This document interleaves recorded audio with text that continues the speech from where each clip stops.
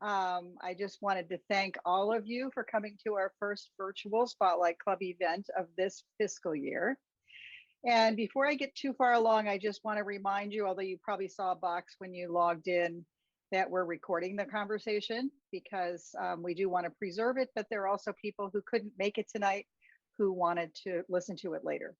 So it's great to look out and see so many of you who've been longtime supporters of iNewsSource, and I can't thank you enough. And you might find it as hard to believe as I do that this giving circle, the Spotlight Club, is 5 years old this month. You've all been the backbone of our ability to do local, independent, in-depth journalism in this region. Without our reporting, the county would not be held to account for a multi-million-dollar contract with an unqualified company to run a hotel program for people sheltering from COVID.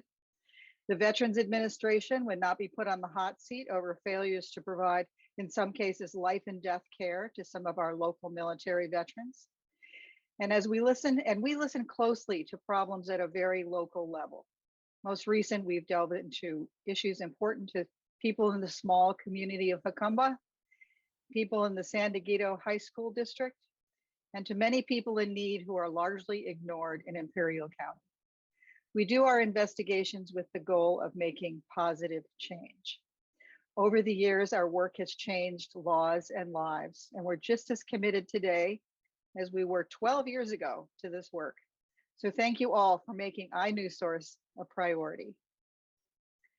Now I'd like to turn to a longtime iNewsSource board member who's been one of our biggest cheerleaders and who has been incredibly generous with her time, talent, and treasure, and that's Martha Dennis.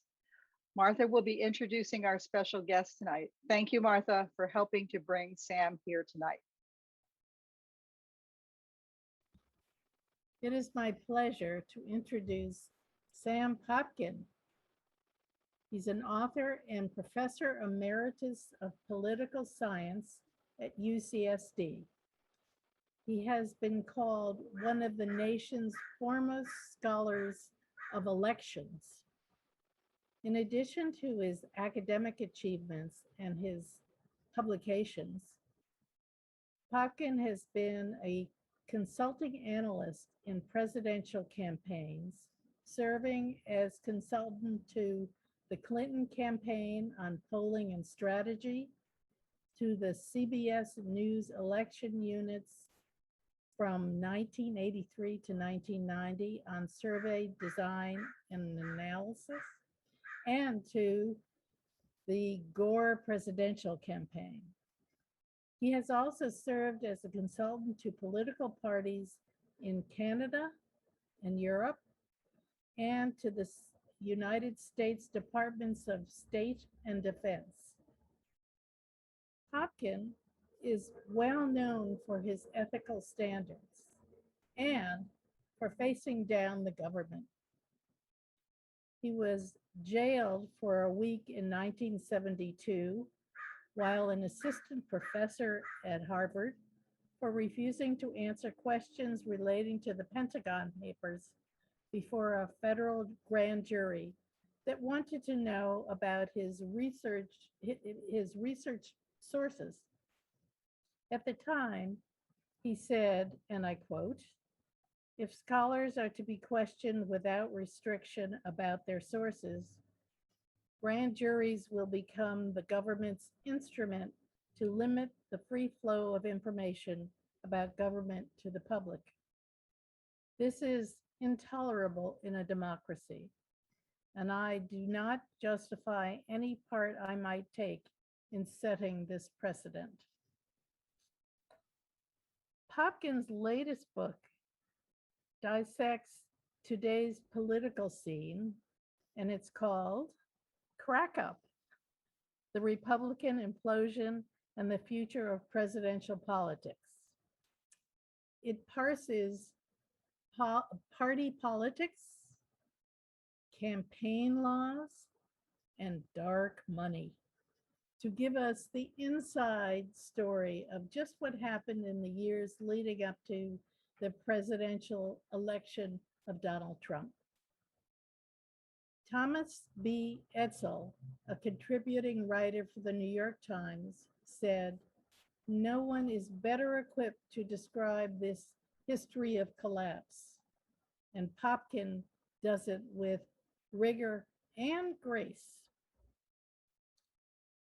Crackup follows a long list of books illuminating the political process, including The Candidate, What It Takes to Win and Hold the White House, and The Reasoning Voter, Communication and Persuasion in Presidential Campaigns.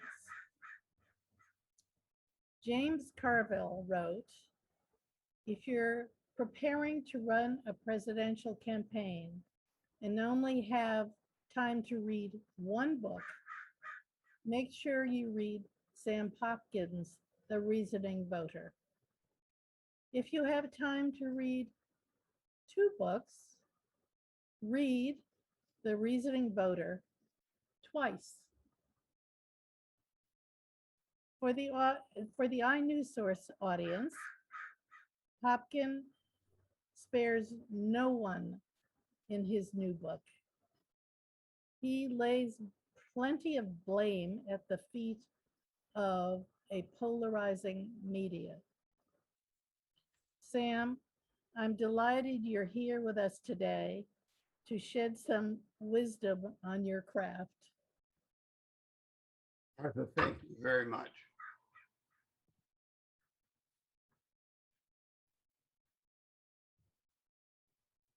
Thank you, Martha. Really appreciate that introduction. So, Sam, I think we should just get right to it.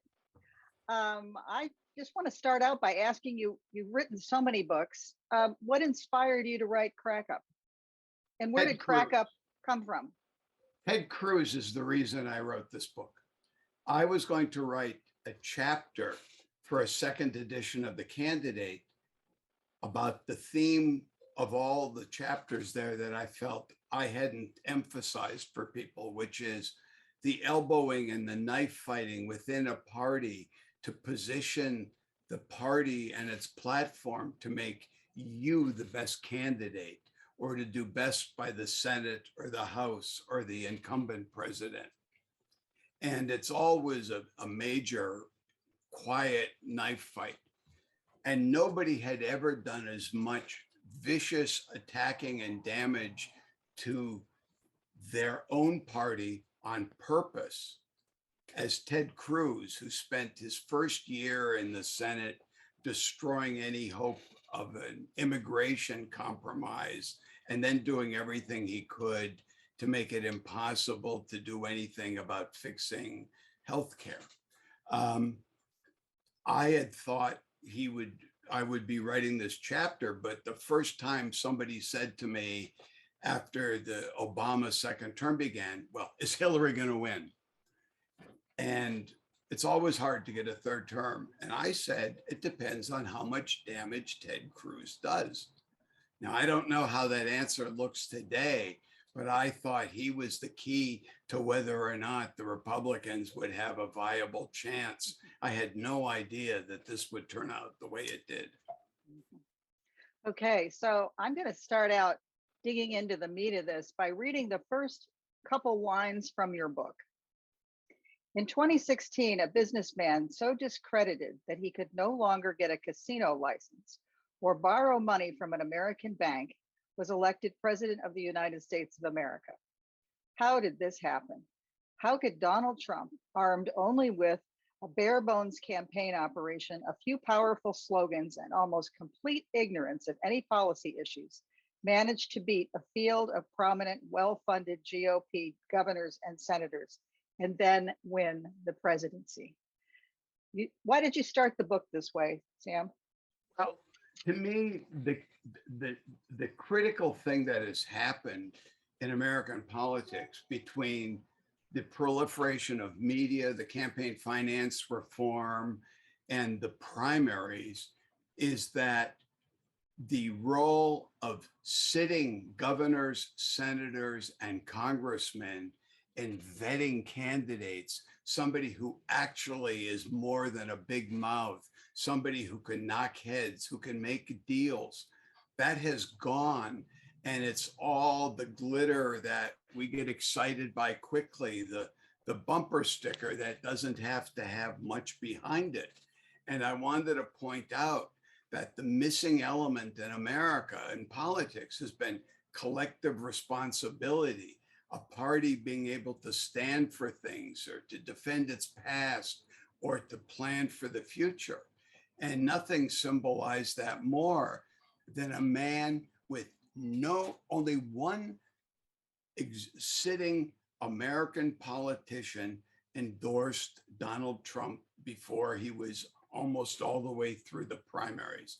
That was Jefferson Beauregard Sessions, whose most important characteristic was his belief that we should have no immigration because it watered down Southern culture, even if they were Scandinavians or Germans, that it should stay the way it is and never change.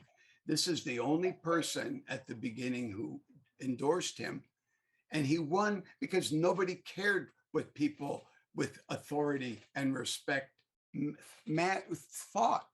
There was outsiders get votes like a Ross Perot or a Henry Wallace or somebody when people have lost faith in the insiders.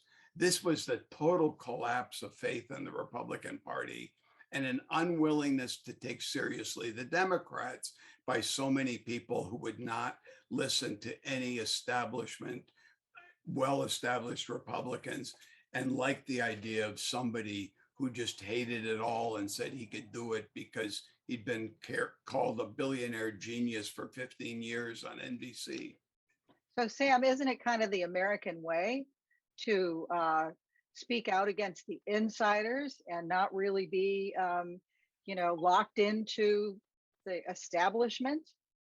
Yes, but says it has had support from some governors, some senators, and have some experience with them. You always say, I'm going to fix it.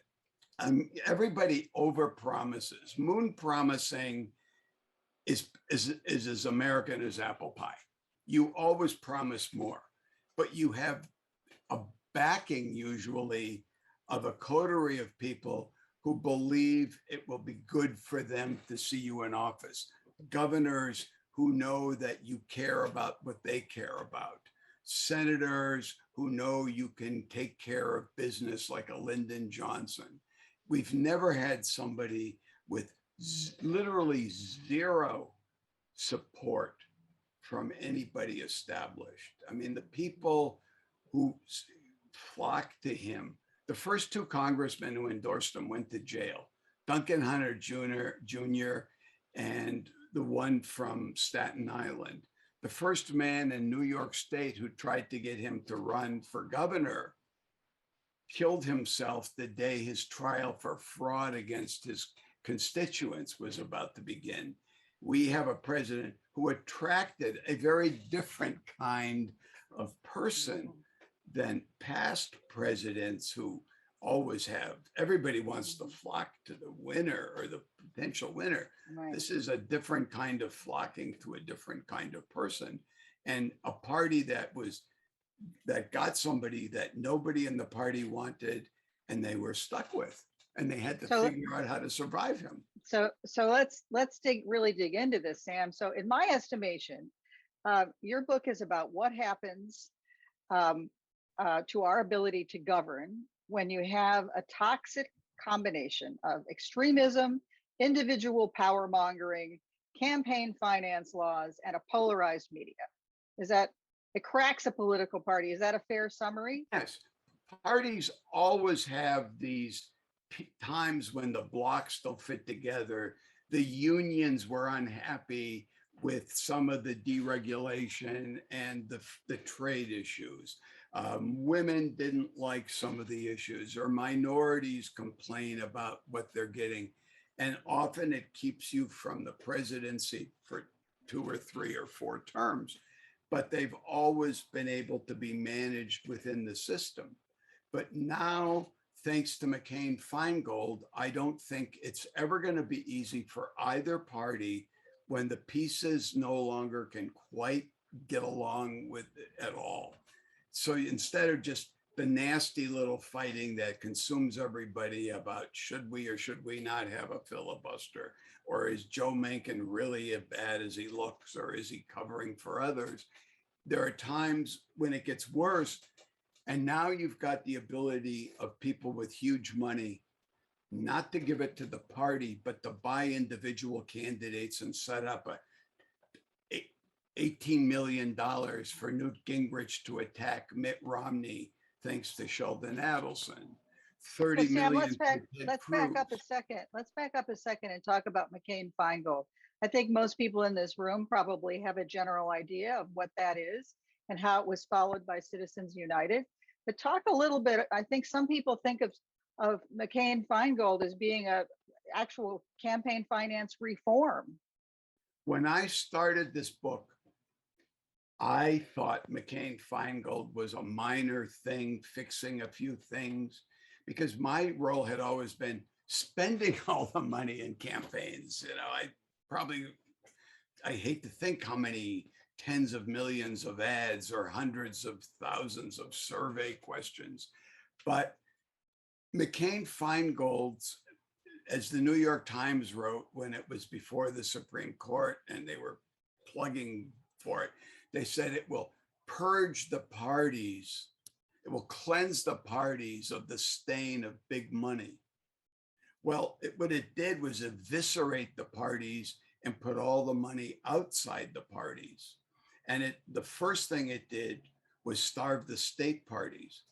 In parts of the Republican Party, the state parties were now being fueled entirely by people organized by their churches to move into the low positions that you never think about, that are part of the whole structure of running campaigns. And in the Democratic Party, the party just became much weaker. And that's when the Republican money, dark money, much of it, but all legal, spent a fortune setting up so that the state judges, the county judges, and the local legislators set the way for unified Republican controls after the 2010 census, which put us in the situation where you can win 7% more of the vote as a Democrat nationally, but your party won't control the House. And that big money in the outsiders meant nobody goes to visit the party headquarters in Washington when you're ready to run for office.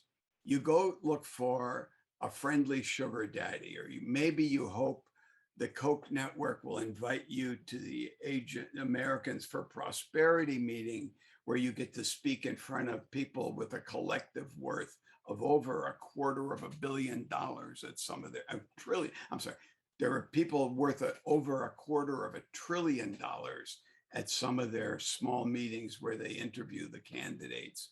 If they want you, you can have 25 or 30 million that's in an independent outside fund helping you. The line on all this is very murky, and it's meant the parties are weak. Denny Hastert said the money that used to come to the party had a homogenizing effect. You sort of pulled people together. Now, he said, it spreads us out.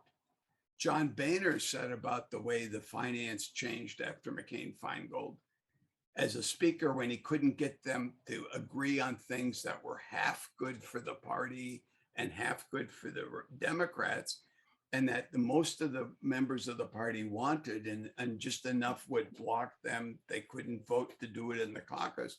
Boehner said, how do you negotiate when you're standing there naked? And Paul Ryan essentially gave up and just surrendered on the job and said, we have all we're like a parliamentary party with none of the efficiencies, meaning the Freedom Caucus of the extreme right and the moderates and the others had nothing to do with each other. And any of them, particularly the Freedom Caucus, were willing to block anything that wasn't 100% pure.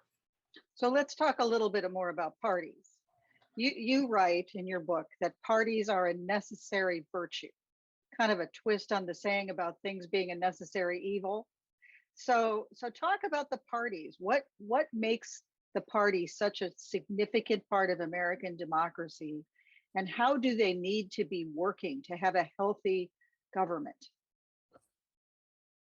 Number one, whether it's any legislature in the world, some group is a majority that votes to be in charge of the rules and the agenda for the year. Somebody decides what votes will be held and what votes will be buried and never held. So one of the things you usually did as a party was try and get votes, maybe even no money involved, that the other party would have a very hard time supporting. Democrats might want to vote on National Gun Control Day, and the Republicans might want one on National Fetal Life Forever or No Abortions Anymore Day. And you do that to try and embarrass the other side. And this requires a party to get things done, to decide we're not going to let this come to a vote, or we're going to let this come to a vote. And when the party leader is supposed to be in charge of controlling the agenda, but any group of party members that can block the party from agreeing on what to do can stop things. We have an extreme example in the Senate when there's exactly 50 Democrats. And so any one of them can stop things by saying no. And in the House, it was where it's much more serious when it happens, because there's always more extremists in the House, because you'll have the little districts that are all college students, or the little districts that are all union members, or some group that dominates in little areas. And they make it very hard now with all the support on the outside. When the Republican leader said, for example, they would punish the members who did not support abolishing Obamacare, and the Freedom Caucus said, we won't vote to abolish it because you're leaving just enough of it that it could come back from the dead if the Democrats win. And when the Republican leaders in the House and Senate said, we'll spend money to punish you, immediately the Koch network said, we'll put up 30 million and put the money out for anybody who needs help avoiding the attacks on them in the primary. So you have more money out there to protect small groups than you have money available. And there's no walking around money. There's no big deals that House Leader Nancy Pelosi is in a little better shape right now, but it's not because she's a better person, but because when she counts heads, there's more agreement than there is in the Republican Party. She could have the same problem if there were 35 progressives who said either it's all in there or we don't go for it. So Sam, I think what you're talking about is what you said in your book. You said money moves the party. Yes, and when you move the money, you move the party. And giving the money to billionaires with pet issues, instead of making it go through the party, you don't get a common denominator. You get, as one Democratic congressman said, nobody puts up $50 million for a compromise. These guys, and a friend of mine said it when I was in a room with a bunch of billionaires, he whispered in my ear, once you get 10 billion, you think you know everything. So instead of any kind of party unity setting the agenda, you often hear people say, so what is the party's agenda? What is its platform? And when you observe these extremists in both parties, frankly, what's the answer to that question? The answer is they're doing this not to necessarily move the party, but to try and raise money for themselves and raise their visibility, and hope eventually the party has, there's enough and the party gets big enough so they can get more of it done. But it's very disruptive. You can't stop people from pushing a little. But what now happens is there's no dealing within the party that can overcome a lot of this. Doesn't happen right now with the Democrats. The splits aren't quite as bad. But I don't want people to think the splits aren't bad and never will be, because Democrats are better human beings than Republicans. Now, I like Democratic values and morals much more than I like Republican values and morals. But that's a personal choice. That's not a scientific measurement. Mhm. So, do you see today, when you look at things, is there a path forward to internal party unity? Like, is this a cycle that we're going through that we've seen maybe in the past, or is this a straight line with no return? I mean, you write in one point in your book, historically, it takes a candidate for president to change a party's direction by building a new coalition with the party before their election. And I think it's harder now than it was. I think it's much harder now. And I didn't think that when I started. I thought it was the same as Clinton and the Democratic Leadership Conference, or the way that after Robert Taft basically undermined Thomas Dewey in 1948, Dewey got Eisenhower ready to run in 52 and to say what he thought would, save America and save the Republican Party.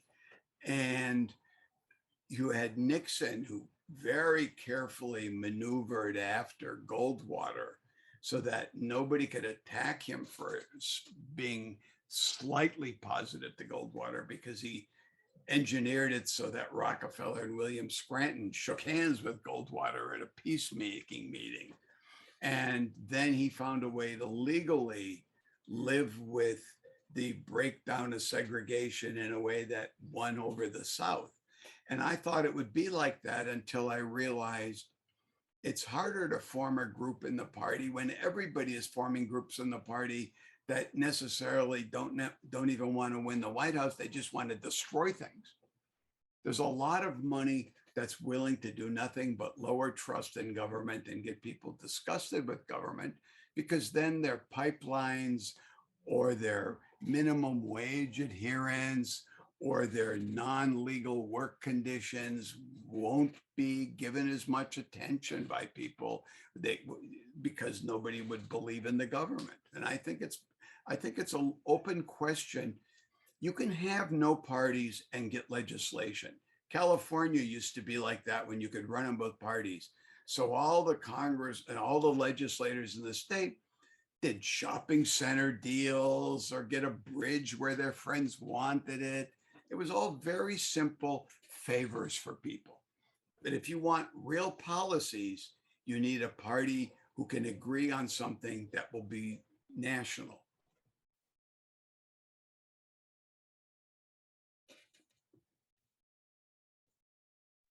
Continuing on that vein, I'd really like to talk about some more about the money.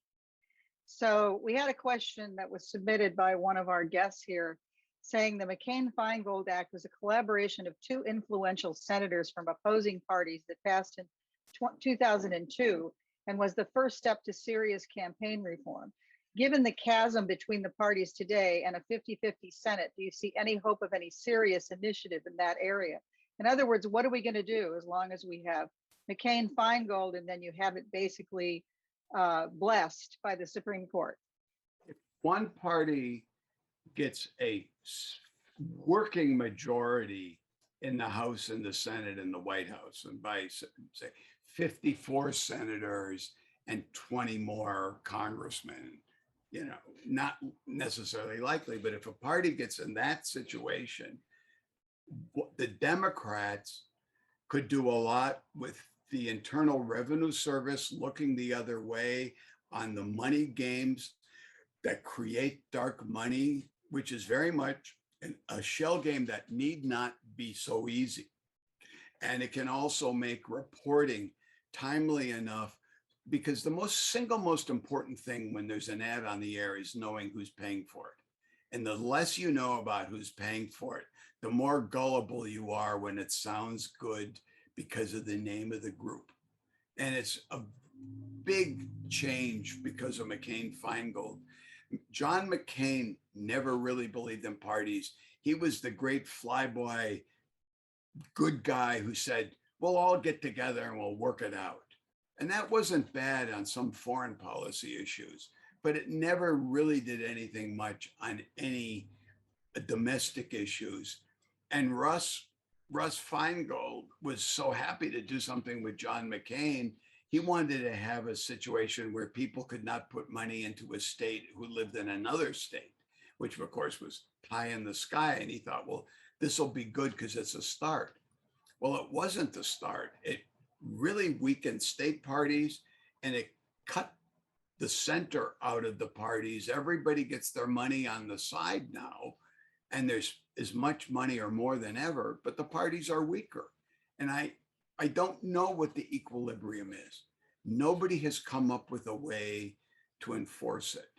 You know, if there was a huge set of disasters, when there's natural disasters, you don't listen to talking heads. You go to the Weather Channel or somebody with the news or somebody who can tell you where you should go to get the fire hoses or the blankets like you. But in between, you get Facebook news and all sorts of alternate newses, and it's diverse, and it makes it even harder for people to create a coherent, plausible message. So you talk about the IRS and what could they do? Would that require some kind of legislation? Because right now, a lot of this dark money occurs because there's no transparency. There's no required transparency, even though the Supreme Court was making noise about transparency. But you can give money to one group and they can give it to another, and then they can give it back to you. And some of what the IRS does can be done by a commissioner and changing some of the findings. Some changes can be made simply by having control of the IRS. And you notice one of the things the Republicans have always blocked, when Dodd-Frank was passed, you couldn't pass it until you took out stronger enforcement at the IRS of some of the rulings. And when it came time to talk now about the budgets, the most opposition from Republicans was on adding muscle to the Internal Revenue Service. That was one of the big wins of Newt Gingrich, was to cut, examination of wealthy persons' tax returns, looking more at middle income than they were as a percent than the really wealthy. And that will change only when there's more IRS personnel hired, because these giant returns take real expertise to get through them. Now, some of it will take laws about the dark money and what can be done, but there are many things that can be done without the miraculous hope for repeal of Citizens United. Citizens United at this time basically said, we're not going to get rid of McCain-Feingold rulings. Mm-hmm. Mm-hmm. Well, so if I might return to Donald Trump for a few more minutes, because I'm sure people in this room have more questions about Trump. I'd like to have you talk a little bit more about former President Trump's power. I mean, he in 2016 actually said, I could stand in the middle of Fifth Avenue and shoot somebody and I wouldn't lose voters. And in your book, you say Donald Trump is no longer president, but Trumpism will remain the animating force of the Republican Party for the time being. It won't end with him because it didn't begin with him. Trump merely gilded his outsider status with cleverer, more bombastic versions of pledges other candidates had already made. So talk to us about President Trump's power. It's still in evidence, obviously. Donald Trump's power comes from the fact that he brought in a group, the deplorables in Hillary Clinton's language, or the militias and the outcasts.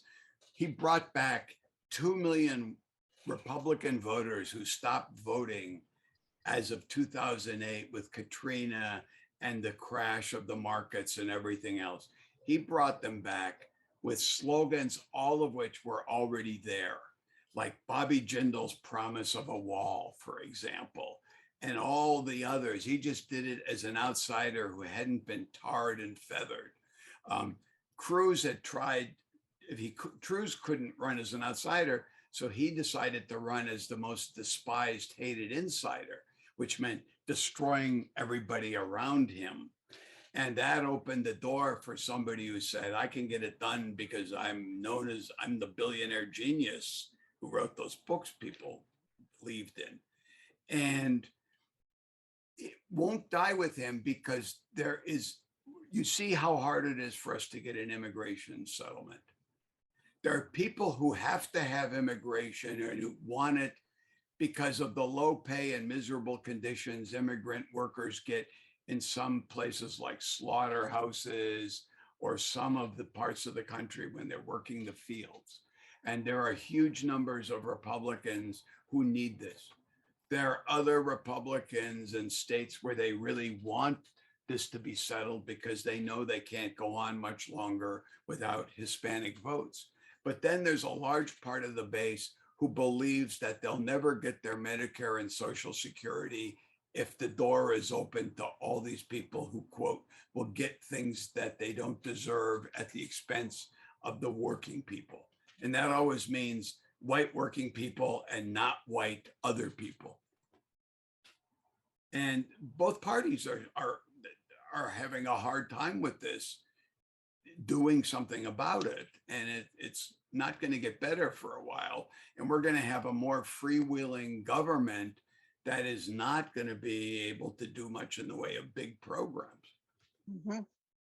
We have one question from Jim Tiffany, who's here, a Spotlight Club member, a Trump-related question.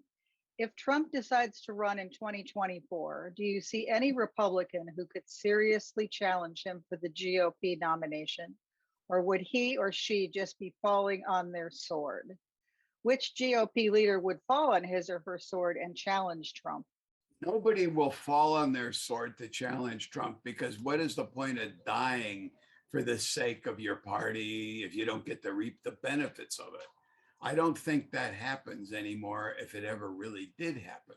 But I do think there are people ready to run if Trump fades. And one of them, and who I think in particular is the one I'm keeping my eye on, is Ron Desantis, the governor of Florida. Now, he looks very bad right now, both at home and outside with COVID. But if COVID is passed, everything else he's doing is very carefully crafted to be bad enough for the people who hate government and not so bad that you can't attract Wall Street and the others. Remember, this is a Yale graduate who was captain of the Yale baseball team. He has a lot of skills that aren't always apparent when he's saying very strange things about masks and mandates. And you notice how he's being careful to differentiate himself from the Texas plan. I think he and Nikki Haley, as a very big long shot, are the two who I would be most interested in. That the two former clerks to the Chief Justice, Josh Hawley and Ted Cruz, are not doing as well by a lot. So do you think Trump will actually come back in 2024, or do you think we're going to see this Trumpism wane in the next year or so? Number one, you can't raise money if you're not running. So he's not going to say he's not running as long as there's any money coming in, whether or not he intends to run. He doesn't know whether he's going to run. He doesn't know what he would have to do. He doesn't know what shape it's in. I don't think it's as likely as the people who think he's really going to run and he's going to win. I think there are all these little bits of evidence of fading here and there. There are more people willing in the state parties in some surprising places to take him on. Like an example in Michigan, where the state Senate, controlled by Republicans, repudiated every single bit of all of the false claims of the election recount period of Giuliani and Powell and all the other airheads. And when they did it, they urged the Democratic Attorney General of the state to investigate these people for criminal fraud, raising money on a false pretense. So they were ready at the state Senate level to say, this is bogus. And that's happened in a few states, not just the famous sainted, like, Secretary of State in Georgia, Raffensperger, but people in Arizona and other states. I mean, there are some beyond Trumpies in some of the state parties, but there's also people who are refusing to go along with him. And I'm surprised that that's happening already. And I don't see any evidence that he's gaining new support or that the suburbs are coming back to him. Mm-hmm. There, we have another question that's on a different topic here. Karen Winter's asking, how important a role do you think groups like No Labels are playing or can play in today's politics? And can you see them eventually becoming a third party or even two new parties take the place of the Democrats and the Republicans? Think of it as a silly gesture of, oh, if we could only all compromise. But this little group has never gotten very far or come up with a program that they're willing to commit to and block the two parties from doing anything about. And then it turned out the leader of No Labels was secretly trying to undermine Pelosi, which was not exactly clear how that fit any of the No Labels business. I mean, the John Anderson phenomena was all about, there's got to be a compromise on everything. Well, everybody believes there should be compromise on every issue they don't really care about. Mm-hmm. And it doesn't work that way. Parties have a lot of intense groups that are only with them for something not everybody wants. And Roger Stone always would steal the line from Richard Nixon. Politics is really not about uniting people. It's about dividing them and ending up with 51%. I mean, if it's good for everybody, somebody who says, I'm not going to make it good for everybody, I'll make it better for you. Most people will take a little better for you than a little bit for everybody. Mm-hmm. Mm-hmm. Kind of related, William Miller asked, what's the role of an organization like the Lincoln Project? Is it a nascent political party? No, I think these are committed. Are we talking about the third party or are we talking about the log cabin? We're talking about the Lincoln Club. The Lincoln Club is trying to knock off Trump and bring back a centrist right party. Right now, the Republican Party in the United States is the farthest right party of any democracy in the world.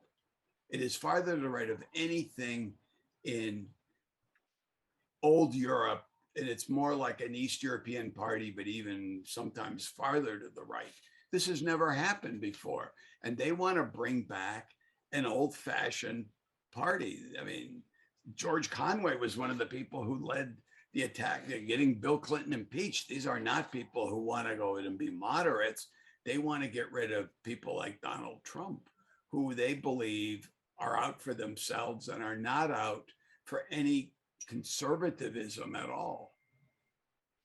Bill, do you want to clarify that question at all? I just want to make sure I captured it accurately. Oh, yeah, there you go. Yes.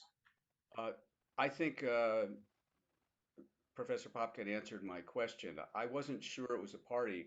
What he seems to be saying is that the members who are leading it would like to eject Trump and move more towards the center, but right of center. So they're not a nascent political party. They want the good old days back. So my follow-up question would be, is there any chance that they could do that? Not if the past analyses I have done of how parties recaptured enough to win, like with Eisenhower or with Nixon or with Bill Clinton, it takes a group of elected officials. These are brilliant strategists who refuse to work with people supporting Donald Trump. I mean, I really respect Stuart Stevens, who I loved his travel books. I was heartbroken to find out he was such a serious Republican. Or George Conway, who wanted to impeach Bill Clinton and was very active then. These are respectable Republicans who don't like a lot of what Democrats believe in. And they would be a party, but they need elected officials. They don't have governors, state legislators, congressmen involved with them. They're running ads attacking Trump. They're not building a way for people to get elected who don't like Trump. I mean, Bill Clinton's job when he was working with the DLC was make the world safe for moderate Democrats who didn't live in bright blue cities or states. And it succeeded for a while. It never lasts forever because then people say, we don't need these compromises anymore. But they worked out policies. They don't, right now, Lincoln is just needling Trump, and I love him for it. I don't ever want to see them go away as long as they can stick it to somebody I personally and politically like to see it stuck to. But I don't see them changing the party for a long time yet without a bigger base. Thank you. You answered my question. So we had another question in here. That's a new topic, but all related, I think. That where does Kitty Walcott ask, what about the effect of voter suppression? Where does that fit into this fabric we're talking about? I can't, first of all, voter suppression is very popular in the party doing it, whether or not it works. Remember, they voted 70 times to repeal the Affordable Care Act, Obamacare. It never moved. Some of the suppression, even the parts that are not ruled out, are not going to make a big difference. Parties have been very bad at understanding how the rules changes really affected them. When motor voter came along, the Republicans went ballistic and said all these poor people would register to vote for the first time when they went to get a driver's license. But the poor people in America live in inner cities. They don't have cars. The people who registered to vote because of motor voter were mostly young conservative Southern white kids who now could easily register to hate Democrats when they went to get their car insured or get their driver's license.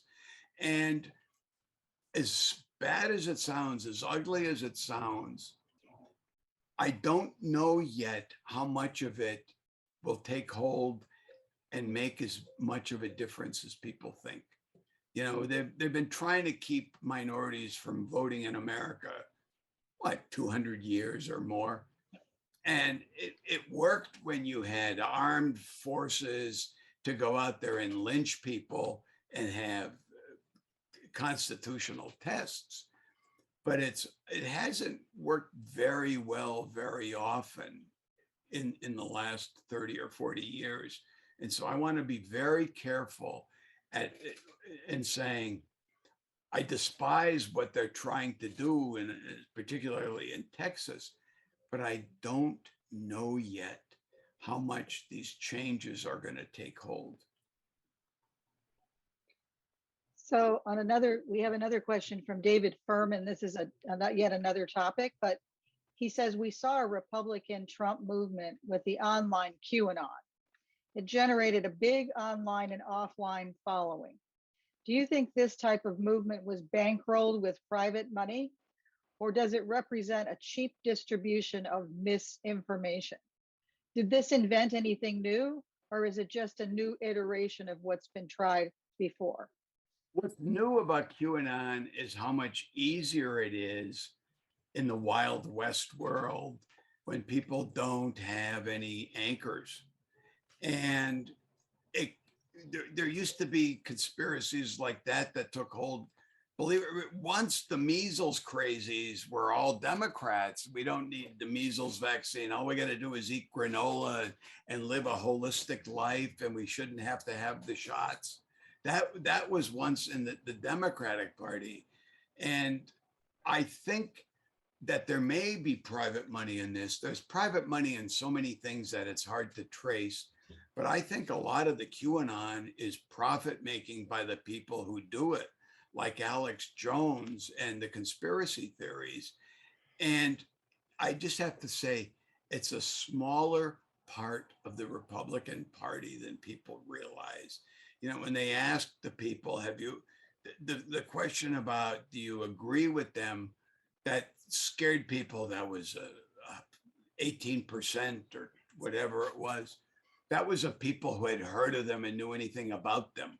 Of the party overall, it was very, very low single digits. How many people cared or knew really about them? It was just a badly reported poll that shouldn't be taken seriously. So I know we're coming up to time here. Does anybody have a question they'd just like to raise their hand and ask?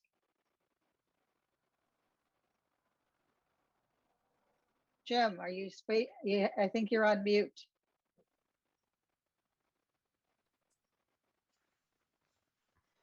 Sorry. Yes, I'd like to ask Dr. Popkin about his early years. You went to jail for not testifying before a grand jury.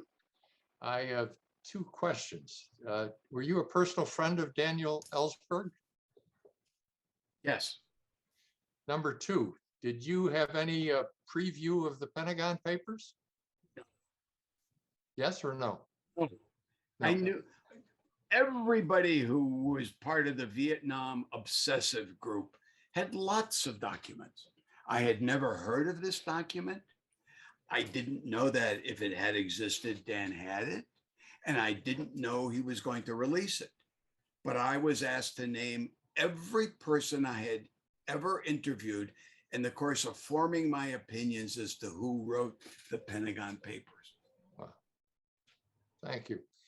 Where do you think Daniel Ellsberg is going today? I asked that knowing where he's going. What's your opinion?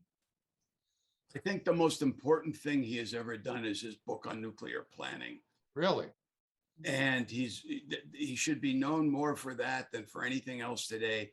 And interestingly, in the world of academics and theorists, the Ellsberg paradox, one of the great paradoxes in decision theory, is still the subject of international conferences. Yeah. Thank you. Any other questions? I have one last. Oh, Sandy. Yes, I do. Are you going to be digging into the anonymous hacked data and come up with another book in the very near future? In the very near future, I don't know. I'm still in PTSD from spending so many years with Ted Cruz and Donald Trump and all the associated ilk. There's a certain need to get decompressed and purified, and Yeah, that won't do it then. it'll be a while. I may or may not want to write any. I mean, there are things I want to write about the current situation, but I don't. If I do another book, it'll be a book on Vietnam. I never did when I was interrupted by the Pentagon Papers and couldn't go back to Vietnam for a while. If it hadn't been for Monica Lewinsky, I would have written that book when my wife was in the State Department. But the day we got back from a visit to Vietnam, Monica emerged and I got drafted into an outside White House group that sort of distracted me.